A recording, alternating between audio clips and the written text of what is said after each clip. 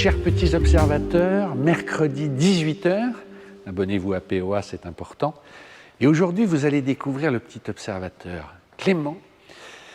Il a appris à conduire en 605, il en a eu 3, et il a dégoté celle que vous avez sous les yeux pour 600 €. Et elle a l'air comme neuve. Je voulais tout savoir. Ça va, Clément? Ça va, Renaud? Tu vas bien? Ça va très bien, merci. Je double. Je double le ça va. Il y a une petite tradition, avant que tu nous dises tout, tu la connais. Quel est le petit détail qui t'enchante sur ta 605? Alors, il est minime, on va dire. Ouais. C'est la clé, la forme de la clé.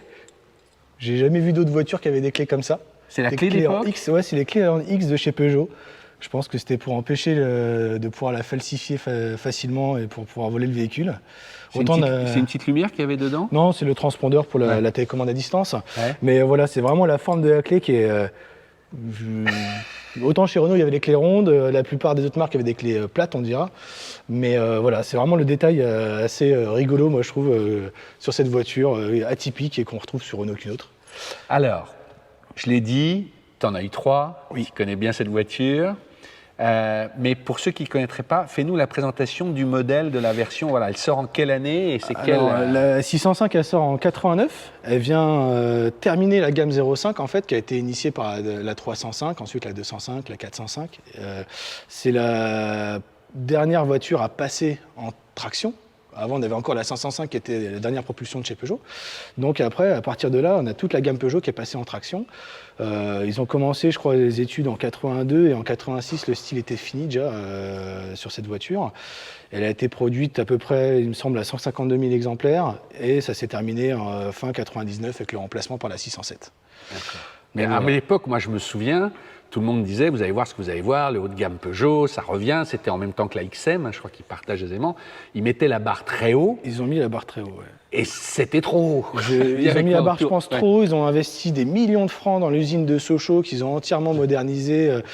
Toute la peinture, il me semble, était vraiment robotisée, les finitions, voilà. Mais il y a deux choses qui ont un peu tué cette voiture. La première, lancement en septembre 89, grève importante chez Peugeot, notamment à Sochaux, sur la chaîne de la 605. Ah oui, ils ont fait ce coup-là. Oui. Voilà.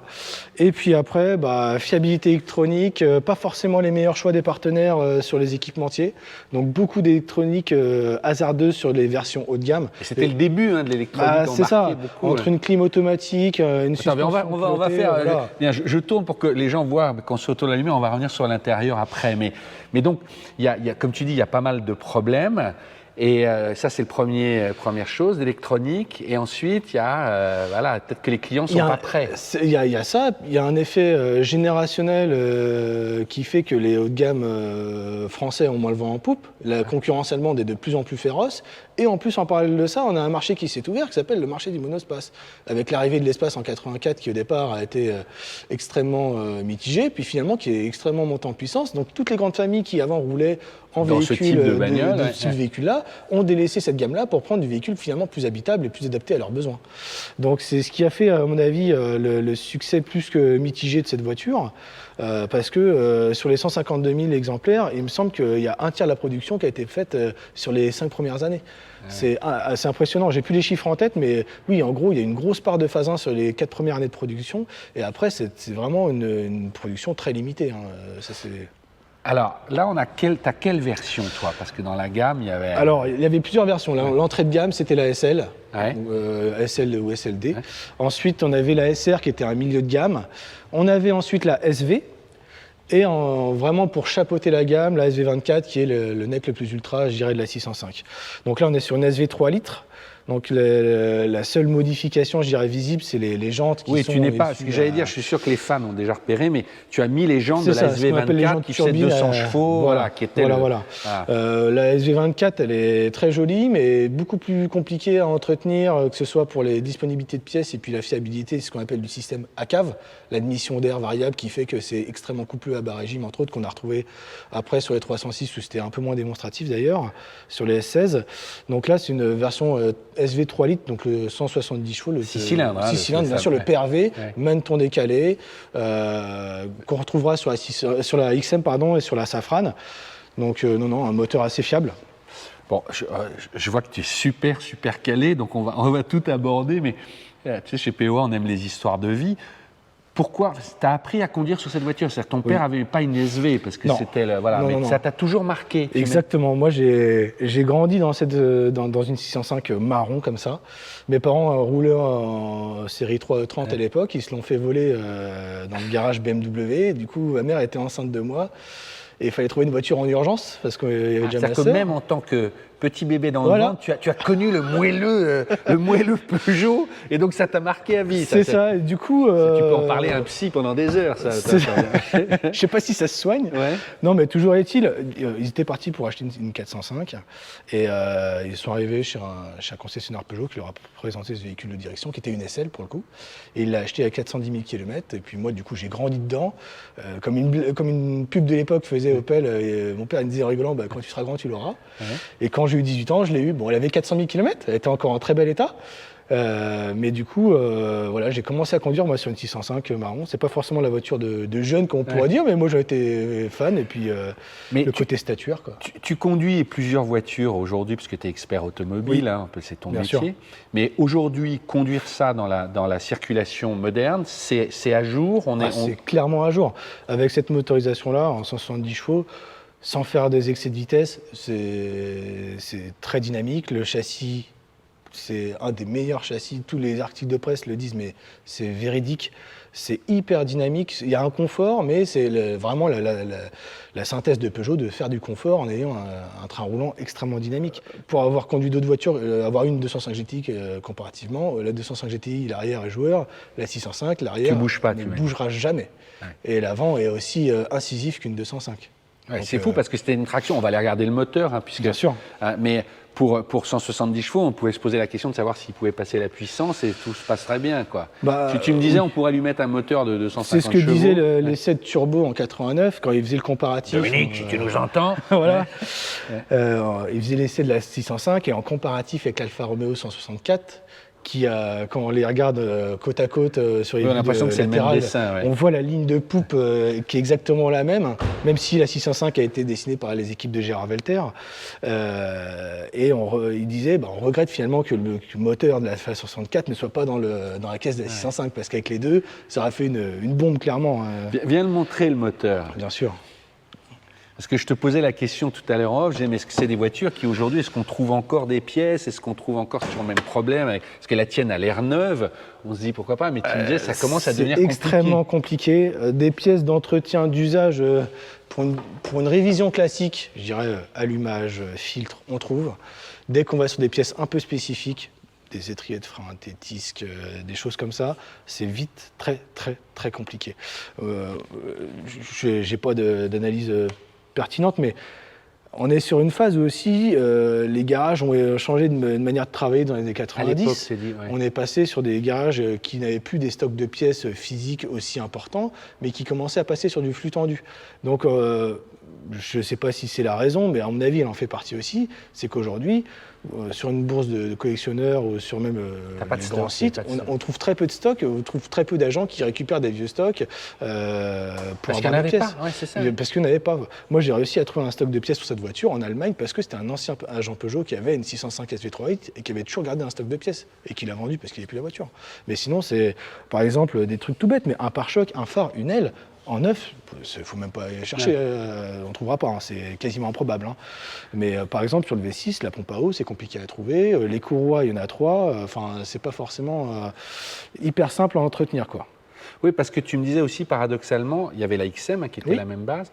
Ils sont vendus le double, mais il y a, grâce à la passion Citroën, on va dire, il y a des clubs qui ont essayé de refaire. C'est ça. Tu disais, 605, il n'y a personne, en fait. Il n'y a pas de communauté, quoi. Il n'y a pas de communauté. Alors, il y a un forum, il y a une page Facebook, quelques pages Facebook, il me semble, qui sont un peu actives. Mais un club permet des fois des fabrications de pièces, de fédérer pour faire des commandes groupées, des souscriptions, que là, il n'y a pas. Et en fait, même à l'aventure Peugeot, ils n'ont pas commencé à... Il y a peu de demandes, je pense aussi. Parce que, voilà, effectivement, les les XM, il y en a eu plus de 250 000, si je ne me trompe pas. Les 605, il y en a 152 000. Et en plus, les XM, bah, voilà, c'est un peu un ovni dans la planète automobile dans les années 90. Donc il y a un engouement qui est assez important, que la 605, pour être très cruel avec elle, bah, c'est une grosse 405. Banalement, dans la rue, vous la voyez passer. Alors, c'est vrai, mais je t'ai croisé au Automédon avec, et tout le monde la regardait, c'est ça qui est drôle. C'est-à-dire qu'elle rappelle aussi, on en revient toujours aux histoires, mais beaucoup de gens ont des souvenirs, et comme la tienne est très belle, tout le monde dit waouh, c'est un côté, c'est une voiture de ministère, quoi. Oui, bien sûr, bah, Bernard Tapie a roulé en 605, il y a eu d'autres politiciens qui ont roulé en véhicule comme ça, donc c'est vrai que voilà, c'était le fer de lance de la marque, oui, le véhicule haut de gamme de la marque. Donc, mais proportionnellement, je pense que c'est moins conservé, il y a moins d'attachement que même une 25 ou une...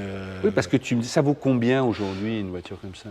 Très sincèrement, pour moi, c'est dans les 3 000 à 4 000 euros, c'est le maximum que ça vaille. À moins qu'elle ait un pédigré ou qu'elle ait 50 000 km d'origine, où là on peut peut-être justifier une plus-value. Mais sinon, ça ne va pas chercher très loin. Viens monter à l'intérieur. Ah, peut-être Julien, quand même, on n'a pas demandé, on est devant le moteur. Je me fais engueuler si je le dis pas. Voilà. Non, puis il est très tôt le matin, là, ça fait... La consommation. La consommation, c'est assez stable, c'est 10 litres. Moi, j'arrive pas à faire au-dessus, j'arrive pas à faire en dessous en tout cas. Je peux arriver à faire au-dessus, mais après, moi, sur du parcours urbain et autoroute, c'est une moyenne de 10 litres. J'arrive pas à descendre en dessous. Il faudrait que je fasse que de la route à 90 pour descendre à 9 litres, mais voilà. J'ai pas entendu parce que je suis toujours un peu lent. Elle fait combien de chevaux? 170 chevaux. 170. Alors, il y avait un autre point très important à l'époque, moi je me souviens tellement des déclarations de Peugeot Viens t'asseoir à bord, qui était de dire vous allez voir ce que vous allez voir, on va faire une finition enfin à la française digne d'une allemande. On a tous rêvé à un moment, c'était la première fois qu'il y avait du bois, je crois, dans une Peugeot. Alors moi je t'ai posé une question naïve, mais c'est du vrai bois ou c'est comme dans la 306, c'est du plastique? Non, c'est du vrai bois. Alors je sais plus quelle essence de bois c'est, si c'est du bois de Californie, ça fait tout de suite. C'est de la Californie, c'est ça. C'est de la Californie, mais je sais pas si tu dis c'est du bois de Meudon, ça fait moins rêver. Alors que le bois j'adore Meudon d'ailleurs, mais bon. Ouais. Mais les lumières, alors ça va peut-être sonner, il faut que tu mettes les contacts, mais c'est tellement plus joli. Voilà. Il y a le compresseur de suspension. Ah ouais? Qui tourne, il va se couper. Ouais. Elle avait des suspensions quand même un peu adaptatives? Oui, voilà, c'est des petites électrovannes dans les amortisseurs et on a le bouton qu'il a qui permet, enfin là j'ai pas de contact, mais qui la met en mode sport. Et ça va s'arrêter ou ça va marcher? Normalement ça va s'arrêter. Ah d'accord. C'est une demi-heure. Non, normalement non. Mais globalement, je sais pas si tu l'as très bien entretenu, mais pour le coup, les plastiques beiges, etc., c'est tout ça, ça a bien vieilli, ça a 30 ans là. Moi c'est une voiture que j'ai récupérée il y a 4 ans maintenant, qui avait été vendue neuve à un client garage, une grosse concession Vauban à Saint-Germain-en-Laye. Ouais. Et lui, il faisait Paris-Monaco, Monaco-Paris. Donc c'est une voiture qui a clairement été utilisée pour son usage de base, de faire une routière, quoi. Ouais. Après, elle a été revendue à un de ses voisins qui me l'a revendue il y a 4 ans. Elle n'avait pas tourné pendant 4 ans.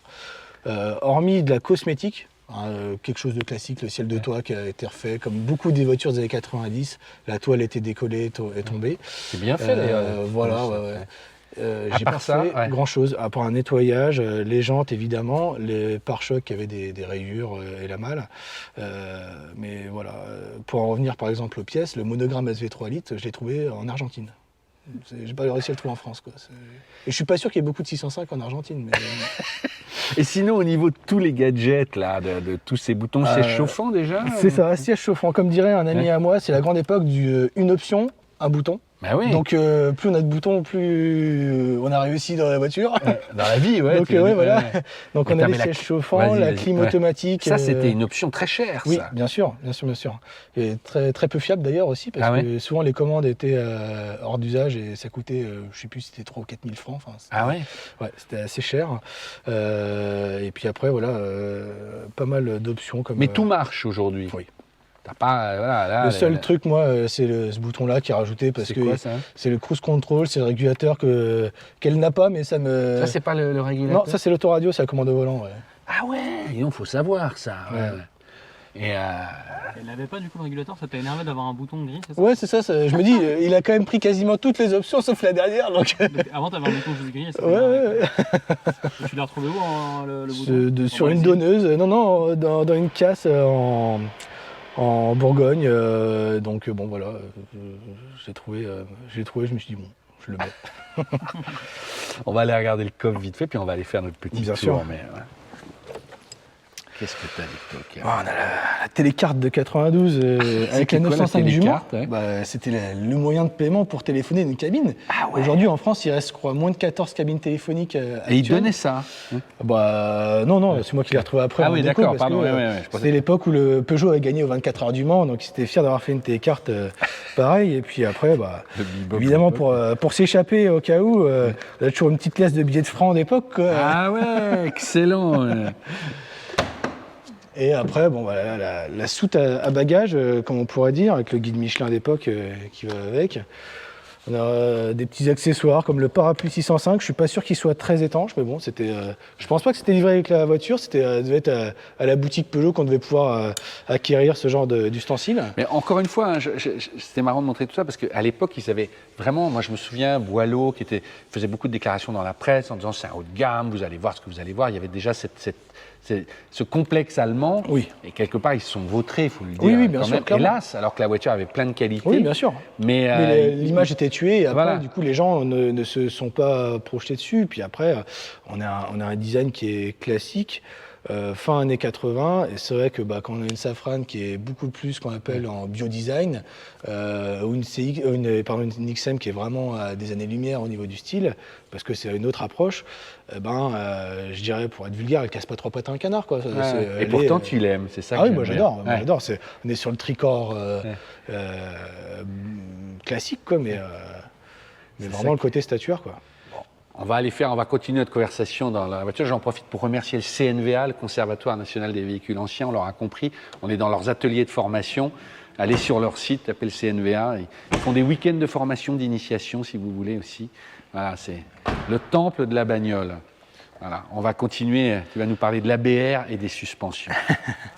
Moi, je pensais qu'il y avait l'ordinateur de bord de série. Tu m'as dit non, c'était une option. C'est une C'était option. des rares. Oui, c'est ça. C'est-à-dire que là, il y avait normalement, c'était pas en série sur la SV3. Non, quand on prenait l'option, on avait un gros écran ici. On pouvait avoir du coup faut que tu le suives, la consommation moyenne, instantanée, un autre compteur journalier, il me semble qu'on pouvait remettre à 0. Donc, Là, tu as juste le nombre de litres qui te restent. il me reste, oui. Donc ça, Et c'est à jour, tu as 68 litres. Oui, hein c'est ça, ouais, sur les Un gros 80. réservoir. Ouais, 80 litres. Ouais.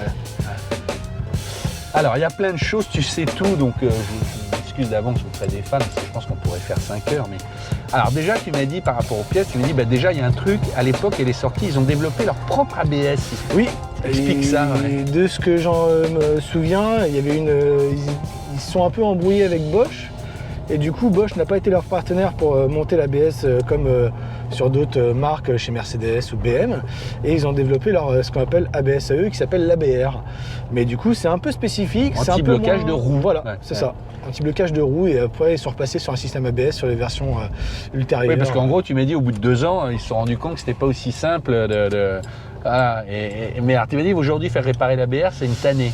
Oui, il n'y a pas de pièces et puis il n'y a pas de gens qui savent trop vraiment s'en occuper. Donc, comme toutes les voitures, ça déteste l'immobilité. Donc, si on la laisse un peu trop longtemps, qu'on se retrouve avec un liquide de frein qui a fini par prendre de l'humidité et puis corroder certaines pièces, on peut vite se retrouver dans une situation complexe pour la remettre en route ou fonctionnelle. Mais il n'y a pas moyen de remonter l'ABS dernière génération sur les premières? J'ai jamais essayé, mais j'en suis pas convaincu parce que c'est vraiment pas les mêmes lois de fonctionnement, pas les mêmes pièces.